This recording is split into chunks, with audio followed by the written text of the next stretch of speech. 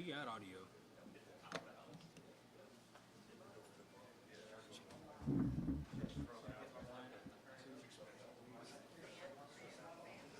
Four, five.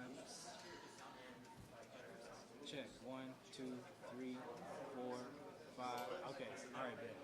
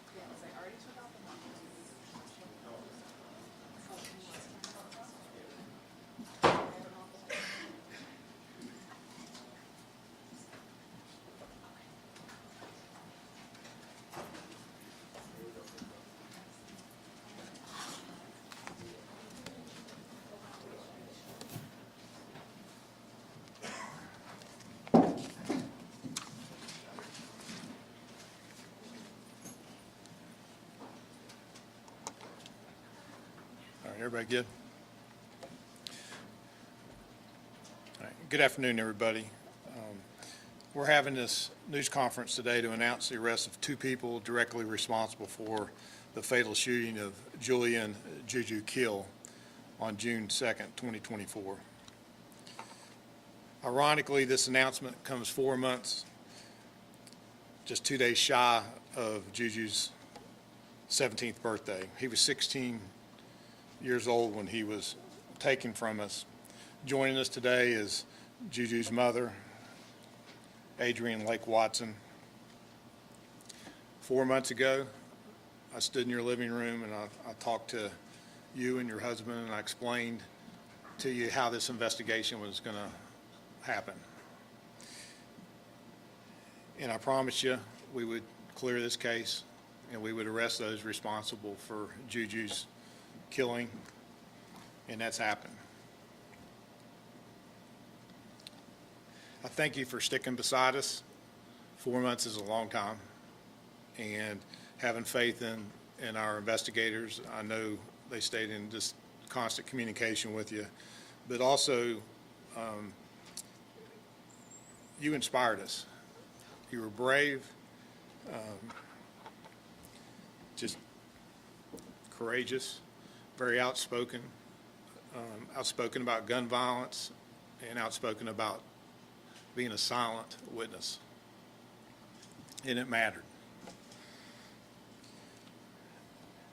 Now I'd like to provide some information to you about the two people that have been in charge have been charged in this murder investigation.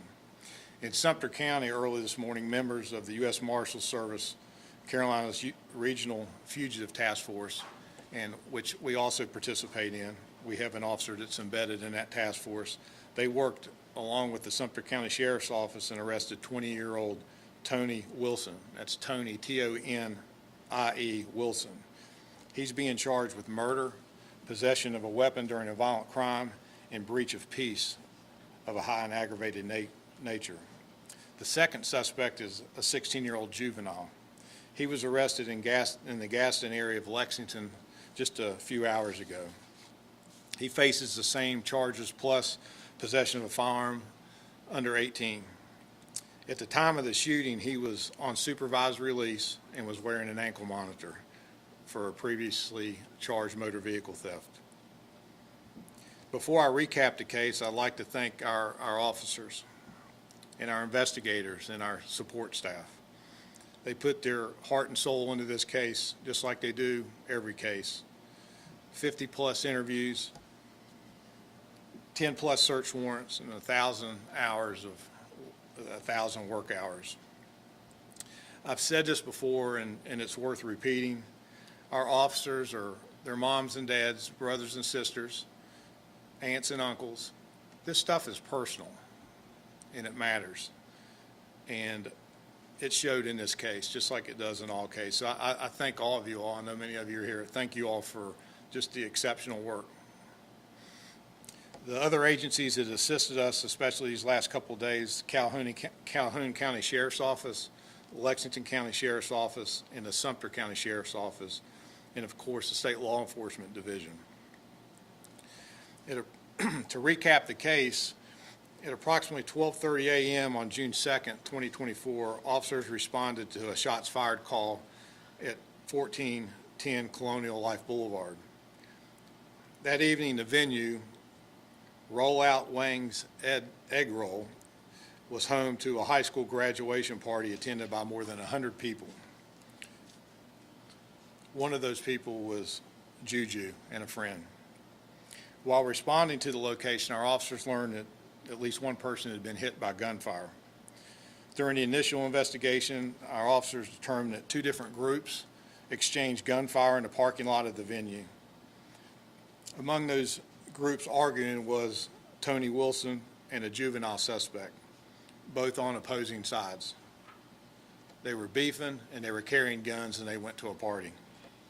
It's believed that both of the parties argued before the shooting. We maintain that Julian, Juju, was absolutely an innocent bystander in this when he was struck by gunfire. He was attempting to leave the party. And I'm going to repeat that.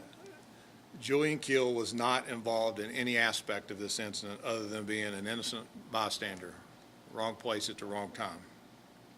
This case was what I originally described as forensically heavy, a lot of forensics.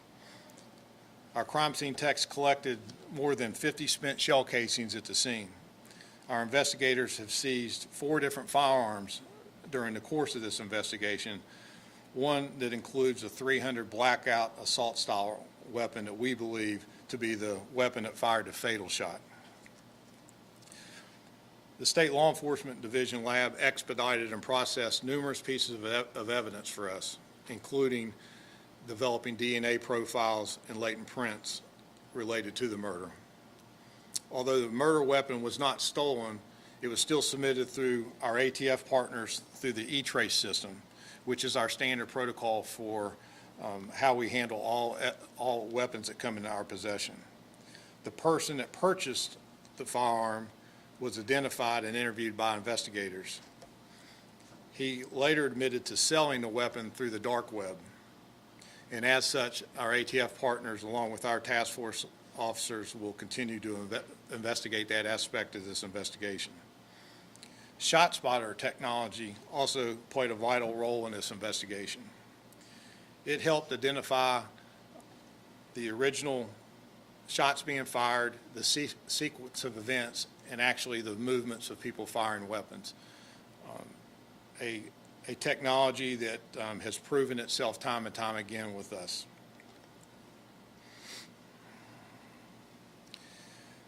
Early on, Crime Stopper tips were few and far between. However, we recently received some information that helped confirm and corroborate information that was developed by our investigators. We do anticipate some additional arrests in this investigation, so we continue to encourage anyone that has information to report, that they report that through Crime Stoppers. Oftentimes what we see when we make arrests, especially principals that are involved, oftentimes that gives people some additional courage they need to make some reports or provide information. We hope that happens here. In closing, this was one of 12 reported murders this year in our city. Today's arrest brings closure to Juju's killing, but it also represents all of our murders this year being solved. Also encouraging, the number of people struck by gunfire this year is down 42% in our city. This was a tragedy, a completely avoidable tragedy. We've got to continue to speak out against gun violence. We've got to continue to stay the course on our strategies and initiatives. And I'll say to our officers again, your work does not go unnoticed. This was an exceptionally hard case to investigate, and you saw it through. And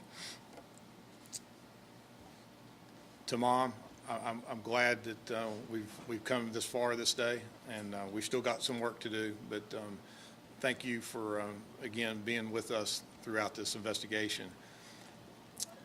I want you all to please respect her privacy. That took a lot of courage for her to be here today, but it was important for her to be here to hear this announcement. So I'll take a few questions. Chief, one question. We've obviously seen plenty of stories recently about illegal modifications on weapons. Was there anything illegally modified on the assault-style rifle? There was not, except for weapons like this are high capacity, meaning they hold a lot of bullets, and they'll fire as quick as you can pull the trigger.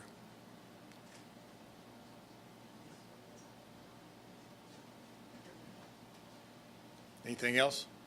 A couple of additional questions.